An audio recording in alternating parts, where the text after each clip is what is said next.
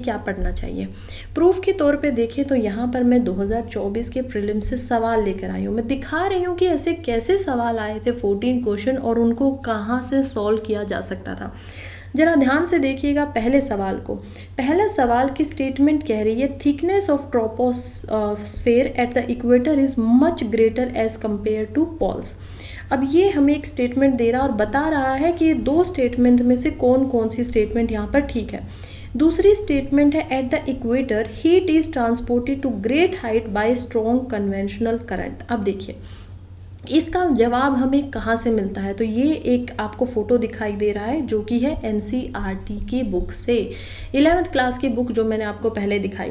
और इसमें हम बहुत अच्छे से ये लाइन देख सकते हैं कि कैसे यहाँ पर लिखा गया है कि ट्रोपोस्फेयर जो है और उसकी जो लोअर मोस्ट लेयर होती है एटमॉस्फेयर के अंदर वो होती है। यहाँ पर हम देखते हैं कि इसकी एवरेज हाइट 13 किलोमीटर है और रफली 8 किलोमीटर ये पोल्स के पास में होती है। तो यानी कि हम देखते हैं कि ये जो बात कर रहा है कि पोल्स की जो हाइट होती है वो ट्रोपोस्फेयर की कम होती है, जबकि इक्वेटर पे इसकी हाइट ज़्यादा है। तो 13 किलोमीटर और 1 किलोमीटर के इस डिफरेंस को आप समझ पाएंगे।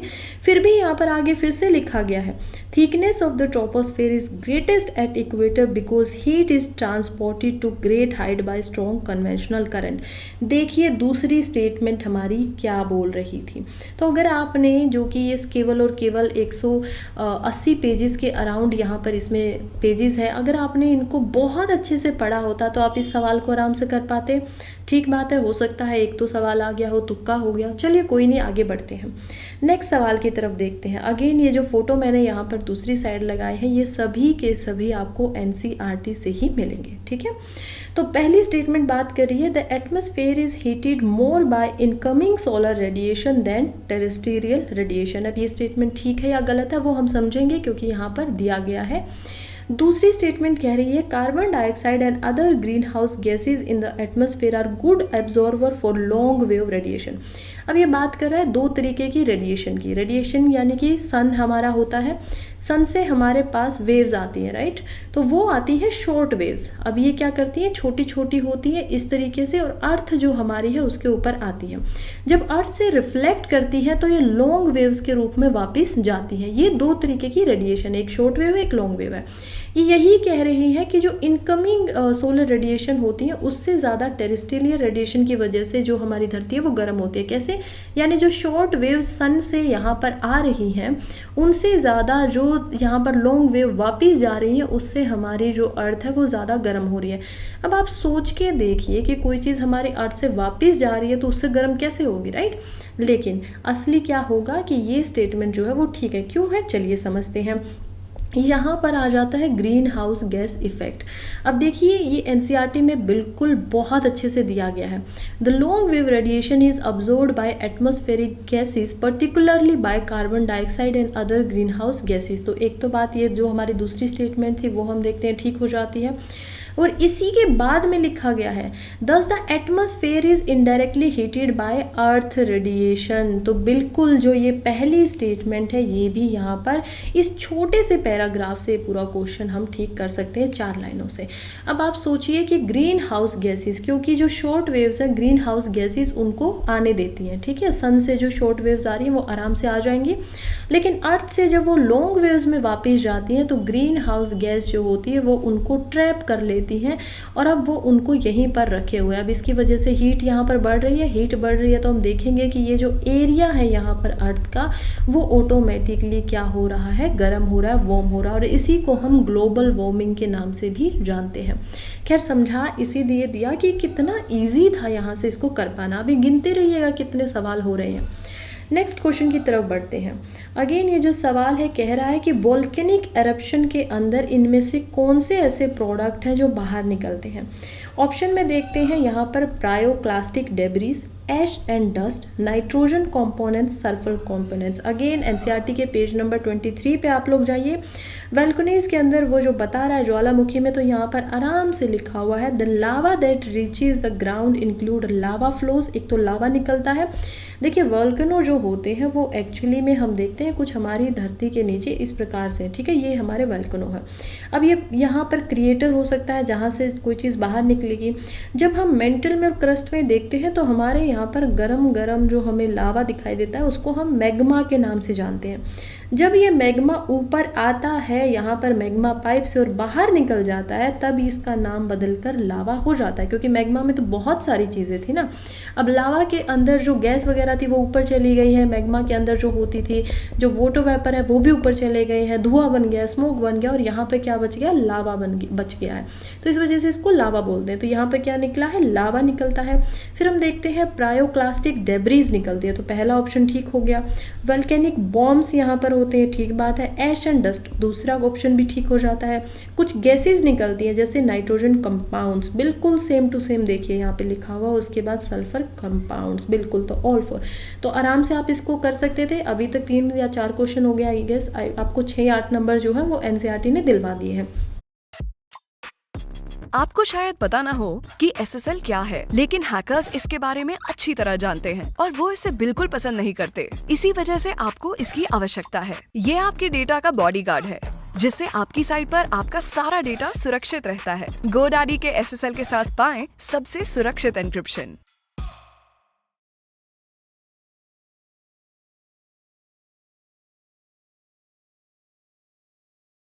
Do not use Microsoft Excel without ChatGPT and AI because you're wasting hours of your time without it. Using AI inside of Microsoft Excel, you can write more than 174 Excel formulas without having to remember any of them. Using AI, you can now create stunning Excel reports just like this in less than 60 seconds. And that's not all.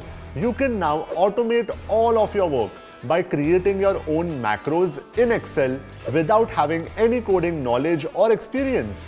If you want to learn all of this in just 3 hours so that you can get a massive salary hike, a fast promotion or a high-paying job, click on the link below to register now for the certified ChatGPT and AI in Microsoft Excel workshop at a fee of just ₹99. In this workshop, you will learn how to use ChatGPT and free AI tools inside of Microsoft Excel to write formulas, create reports, analyze your data, and automate your task so that you can work 10 times faster. More than 1,16,000 job professionals just like you have already taken this workshop and are experiencing massive career growth. The best part is that if you register for the workshop before midnight, you will get access to bonuses worth ₹16,500 for absolutely free. So, click on the link below, reserve your seat right now, and I will see you inside the workshop.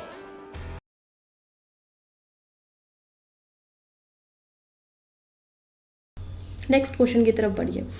Next question कह रहा है which of the following are correct inferences from isothermal maps in month of January. देखिए जनवरी का आइजोथर्मल क्या होता है, आइजोथर्मल का मतलब होता है कि आपका टेम्परेचर कैसा रहेगा, आपका दिसंबर में टेम्परेचर कैसा है किसी एक लैंड के ऊपर। कभी अब आप खुद से ही लगाइए, आप एक जगह पर रह रहे हैं इंडिया में से, हो सकता है आप कहीं पे भी, हो सकता है कि आप लोग बिहार के किसी राज्य से, हो सकता है आप कहीं हरियाणा, राजस्थान, पंजाब से हैं, दिल्ली में बैठे हुए हैं, तो आपको समझ में आएगा कि जनवरी के अंदर क्या होता है, यहाँ पर ज़्यादातर ठंड दिखाई देती है, राइट।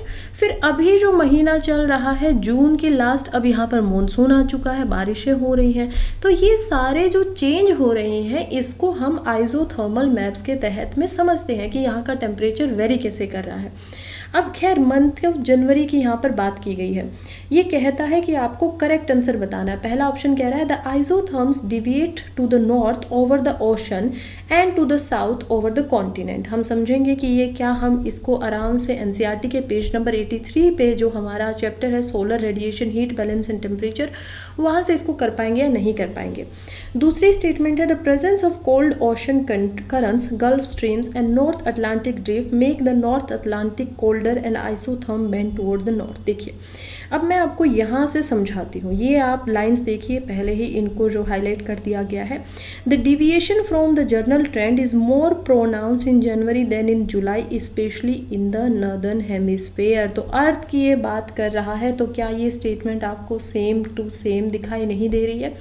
तो इससे हमें समझ में आ जाता है हमारी जो स्टेटमेंट 1 है वो ठीक है। दूसरी बातें करते हैं कि कोल्ड ओशन करंट इस टाइम पे प्रेजेंस होते हैं गल्फ स्ट्रीम में नॉर्थ अटलांटिक के पास में। तो यहाँ पर हम देखते हैं कि जनवरी के अंदर क्या होता है, the isotherm deviates to the north over the ocean and south over the continent. बिल्कुल सेम टू सेम लाइन यहाँ पर उठाई गई है एनसीईआरटी से। उसी के बाद जो एक लाइन छोड़ के फिर से लाइन आती है वो क्या है, the presence of warm ocean current. अब ये क्या कह रहा है, यहाँ पर कोल्ड लिख दिया इन्होंने, क्या किया, वार्म को कोल्ड से यहाँ पर रिप्लेस कर दिया। इसी वजह से स्टेटमेंट गलत हो जाती है। पूरी की पूरी स्टेटमेंट आप देखेंगे बिल्कुल वर्ड बाय वर्ड सेम यहाँ से उठाई गई है, जस्ट एक वर्ड को चेंज कर दिया है। तो यहाँ से आप आराम से एनसीईआरटी से इस सवाल को भी कर पाते हैं, जिसका आंसर क्या होता है, ऑप्शन ए। फिर हम नेक्स्ट क्वेश्चन की तरफ बढ़ते हैं, जो कि है which of the following countries are known two largest cocoa producer in the world. हालांकि ये बिल्कुल सेम स्टेटमेंट एनसीईआरटी में नहीं थी, लेकिन यहाँ से इसको किया जा सकता था। कैसे किया जा सकता था, यहाँ पर ऑप्शन दिए गए हैं, गाना, मोरक्को, अल्जीरा, बोत्सवाना, नामीबिया, मेडागास्कर, मोजम्बिको। अब देखिए कोई भी नॉर्मल इंसान होगा ना, जिसने थोड़ा बहुत भी न्यूज़पेपर या कभी कुछ पढ़ा, उसको ये तो पक्का पता होगा कि कोकोआ जो प्रोड्यूस होता है वो होता है अफ्रीका से।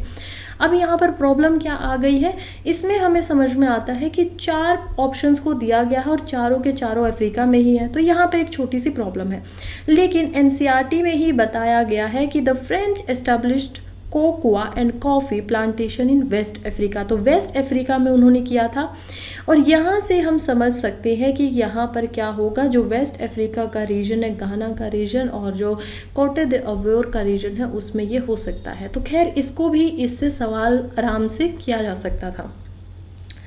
नेक्स्ट क्वेश्चन तो बहुत ही आसान है, अभी तक आप लोगों को 10 मार्क्स जो है वो मिल चुके हैं एनसीईआरटी की वजह से।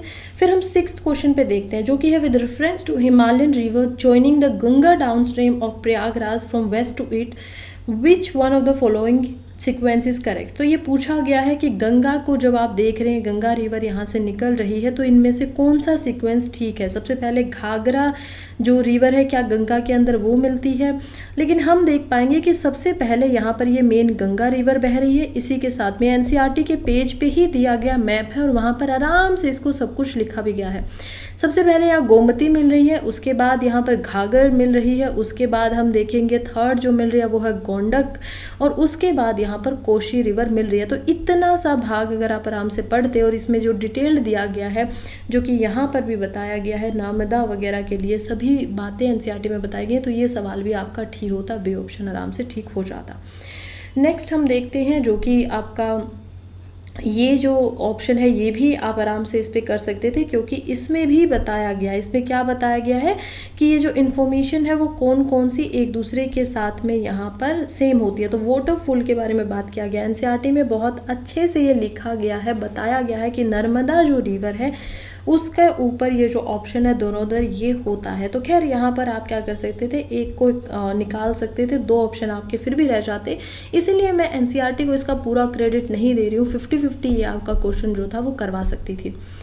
बहुत सारे ऐसे सवाल हैं, मोस्टली हम देखेंगे 60-70% जो सेम टू सेम लाइंस उठाई गई है एनसीईआरटी से ही। नेक्स्ट सवाल है, जो कि है rainfall is one of the reason for weathering of rocks. ठीक है, हमें नहीं पता, हो भी सकता है। फिर हम देखते हैं rainfall contain carbon dioxide in solution, क्या ऐसा है? तो चलिए इसका भी जवाब देते हैं, क्या एनसीईआरटी इसको करवा पाती?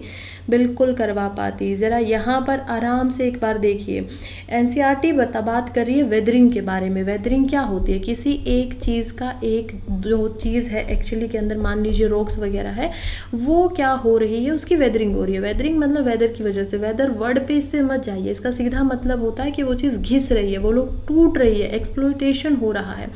तो इसमें अलग अलग प्रकार से ये होती है, इसके अलग अलग कारण होते हैं। विंड जो होती है, हवा होती है, वो भी वेदरिंग करवा देती है। रेन जो होती है वो भी करवाती है, क्योंकि इसमें ऑक्सीडाइजेशन हो जाता है। तो यही बात है, कार्बनेशन के अंदर भी हम देखेंगे कि कैसे रेन से तो होता ही है, लेकिन कार्बन डाइऑक्साइड जो होता है एटमॉस्फेयर के अंदर और सोइल के अंदर वो वाटर में ऑब्जर्व हो जाता है, जिसकी वजह से वाटर में कार्बोनिक एसिड बनता है, जो एक वीक एसिड की तरह काम करता है। और जब ये कैल्शियम कार्बोनेट के साथ में लगता है और जो मैग्नीशियम कार्बोनेट के साथ में लगता है, तो ये उसको डिसॉल्व कर देना है। तो हम ये देख पाएंगे कि रेन से भी जो वाटर निकल कर आ रहा है। तो आसान सवाल था, ईजिली आपने आराम से समझा होता है इन लाइनों को, तो आप आराम से उसको कवर कर पाते। नेक्स्ट क्वेश्चन की तरफ बढ़ते हैं, जो कि है ब्लॉक माउंटेन्स के ऊपर यहाँ पर एक सवाल दिया गया है कि इनमें से कितने करेक्टली मैच है। तो ये भी आपकी एनसीईआरटी से उठाया गया है, जिसमें ब्लॉक माउंटेन्स में हम पहले ही देख सकते हैं कि यहाँ पर यूरोप की बात की गई है, जिसमें वॉस्केस माउंटेन्स यहाँ पर है, जो कि फर्स्ट आपका ऑप्शन था। तो ये इसी से गलत हो जाता है कि ये सेंट्रल एशिया में ना होकर यूरोप के अंदर है। उसके अलावा अगर हम देखें तो यहाँ पर जो आपका थर्ड ऑप्शन है वो है अल्पा चाइनीज मार्केट, जो कि फोल्ड माउंटेन्स हैं। तो ये भी यहाँ पर है कि ये नॉर्थ अमेरिका के अंदर है और फोल्ड माउंटेन ही है, तो ये भी ठीक हो जाता। फिर एंडीज़ की बात कर रहे हैं तो ये साउथ अमेरिका में फोल्ड माउंटेन है, तो ये भी ठीक हो जाता है। यहाँ पर ये कम्प्लीटली इन्फॉर्मेशन आपको सारी की सारी मिल जाएगी, अरावली तक की इन्फॉर्मेशन आपको मिलेगी। ये भी आपका एनसीईआरटी से ठीक होता। नेक्स्ट क्वेश्चन जो कि करंट अफेयर से रिलेटेड है, तो इस पे हम नहीं जा रहे हैं, हम देखते हैं वाटर वेपर के ऊपर। अब सवाल पूछा गया है ज्योग्राफी से, with reference to water vapour which of the following are correct, इनमें से ठीक क्या है। वाटर वेपर के ऊपर यहाँ पर आप देखेंगे छोटा सा पेज नंबर 77 के ऊपर composition and structure of atmosphere chapter में यहाँ पर दिया गया एक पैराग्राफ, उससे हम देखेंगे कि इस सवाल को कर पाते या नहीं कर पाते। It is a gas and amount of which decrease with altitude, ये एक गैस है और जिसका अमाउंट जो है वो एल्टीट्यूड के साथ में डिक्रीज होता है। ठीक है, हम देखेंगे ठीक है या गलत है। Its percentage is maximum at the pole, तो देखिए इसमें से क्या है। सबसे पहले हम देखेंगे water vapour is also variable gas in atmosphere which decrease with altitude. जैसे जैसे आप ऊंचाई की तरफ जाते जाएंगे वैसे वैसे आपके जो वाटर वेपर होते हैं वो कम होते जाएंगे। तो ये हमें एक स्टेटमेंट यहाँ से ठीक मिल जाती है। दूसरा, क्या इसकी जो परसेंटेज है पोल्स के ऊपर वो मैक्सिमम होती है, तो चलिए ये भी समझ लेते हैं। हम देखते हैं it may account for 4% in cold area and polar region it may be less than 1%। तो पोलर रीजन में तो ये 1% से भी कम होंगे। क्यों होंगे? क्योंकि वाटर वेपर है। आप सोचिए पोल्स में क्या होती है, आइस होती है, कोल्ड होता है, ठंड होती है, तो एयर में ही वाटर वेपर रह सकता है, एक तरीके की गैस आप इसको मानिए। जहाँ गर्मी ज़्यादा होगी तो वाटर वेपर बनेगा भी तो वहीं से ना। हीट जो है सन की वो बहुत ज़्यादा आ रही है पानी के ऊपर, और हम देख रहे हैं कि इसकी वजह से वेपराइजेशन होने लगा है। क्यों होने लगा है? क्योंकि पानी जो है वो गर्म होने लगा। घर के ऊपर पानी को गैस के ऊपर रखिए अपने घर में और उसको उबाल के देखिए, वेपर कब उठेंगे? जब आपकी जो टेम्परेचर है पानी का वो बढ़ जाएगा। जब पोल्स के ऊपर वैसे ही टेम्परेचर माइनस में रहता है तो वहाँ पर परसेंटेज ज़्यादा कैसे हो सकती है? बहुत ईजी सवाल था और सेम टू सेम एनसीईआरटी से उठाया भी गया था।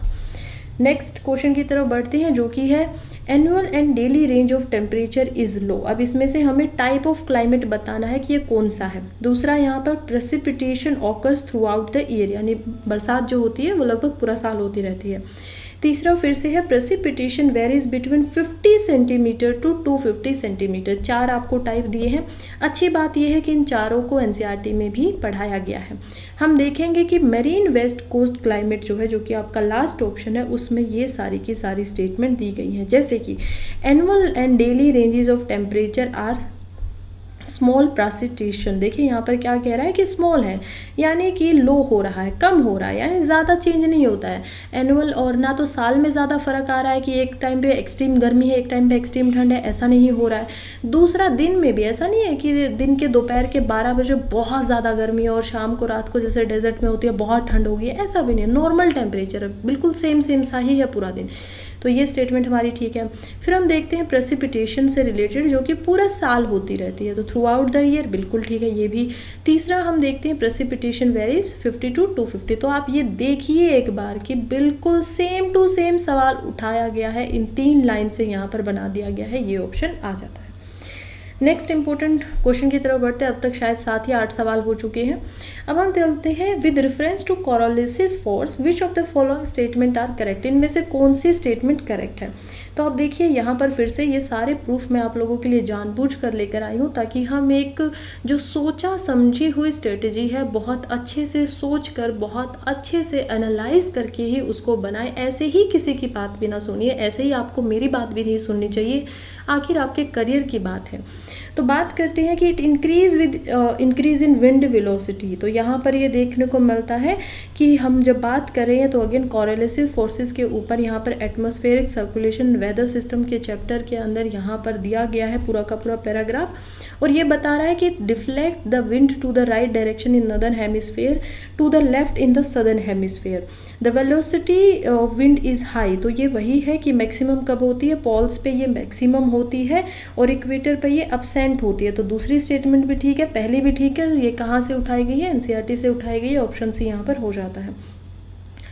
नेक्स्ट क्वेश्चन जो कि काफ़ी आसान भी है, कह रहा है on June 21 every year which of the following latitude experience sunlight of more than 12 hours. कौन सा ऐसा लैटिट्यूड है जहाँ पर 12 घंटे से ज़्यादा की जो सनलाइट है वो हमें दिखाई देती है। तो यहाँ पर हमें क्या लगता है यहाँ पे कि ट्रॉपिक ऑफ कैंसर पे भी ये है और आर्टिक साइकिल पे भी ये है। कैसे दिखता है, एनसीईआरटी में चलिए और समझिए। 21 जून को northern hemisphere is tilted toward the sun. Northern hemisphere जो है यानी कि इस तरीके से आप अर्थ बनाइए, उसको इक्वेटर 0 डिग्री से बांट दीजिए। ऊपर आपकी ट्रॉपिक ऑफ कैंसर आएगी 23.5 डिग्री के ऊपर, नीचे आपकी 23.5 डिग्री पे ट्रॉपिक ऑफ कैप्रिकॉर्न आएगी। अब ये टिल्टेड है, कैसे टिल्टेड है, 23.5 डिग्री हमारी जो हम देखते हैं कि अर्थ है वो खुद में थोड़ी सी तिरछी है। तिरछी है तो कोई भी चीज़ तिरछी है और वो सन की तरफ है तो उसकी तरफ यानी यहाँ पर ज़्यादा सनलाइट जाएगी, नीचे की तरफ कम जाएगी क्योंकि वो पीछे की तरफ हो गया, राइट। ये संबंध आप समझ पा रहे हैं। यहीं पे ये बात हो रही है कि ये जो टिल्ट की वजह से होता है, इस वजह से जो ट्रॉपिक ऑफ कैंसर है उसके ऊपर डायरेक्टली सन फॉल करता है। एज ए रिजल्ट हम देख पाते हैं कि नॉर्थ पोल वगैरह में लेस हीट होती है और आर्टिक सर्कल जो होता है वहाँ पर भी हम देख पाते हैं कि यहाँ पर क्या होगा, ज़्यादा 12-12 घंटे तक का सन जो होगा वो होगा। तो ये बिल्कुल आसान सवाल था जो कि एनसीईआरटी से किया जा सकता था। अगेन ये फिर से यहाँ पर एक टेबल दी गई थी एनसीईआरटी में जो हमें बता रही है length of day in hours, minutes and winter and summer solstice in northern hemisphere. तो यहाँ पर भी हम देख पाते हैं कि दिसंबर 22 में कैसे 0 डिग्री पे 12 घंटे के लिए यहाँ पर रहेगा, 20 डिग्री पे कितना होगा, कितने घंटे के लिए सन जो है वो होगा। तो ये सारे के सारे भी यहाँ इस टेबल से भी इसको सोल्व किया जा सकता था। Next question is the Red Sea receives very little precipitation in any form. बहुत कम बारिश होती है। No water enters the Red Sea from the river. देखिए ये जो सवाल है ये एक्चुअली में यूपीएससी के ऊपर छोड़ना पड़ेगा क्योंकि एक छोटी सी नदी है जो जाती है अपना पानी देती है रेड सी में, लेकिन कोई बड़ी जो नदियाँ हैं वो नहीं देती हैं। सो अगेन क्वेश्चन मार्क यहाँ पर हो जाता है। ऐसी कोई स्टेटमेंट भी हमारी एनसीईआरटी की बुक में भी नहीं दी गई है। वैसे यूजुअली ये माना जाता है कि कोई जो बड़ी नदियाँ वो नहीं कर रही हैं तो नहीं होगी। खैर हाँ, बहुत कम प्रेसिपिटेशन होती है ये एनसीईआरटी में हमें समझ में आता है कि रेड सी जो है वो एक्चुअली के अंदर हम देखते हैं कि बहुत ही dry, hot and dry region है। तो हॉट एंड ड्राई कब होगा, सूखा कब होगा, जब वहाँ पर बारिश कम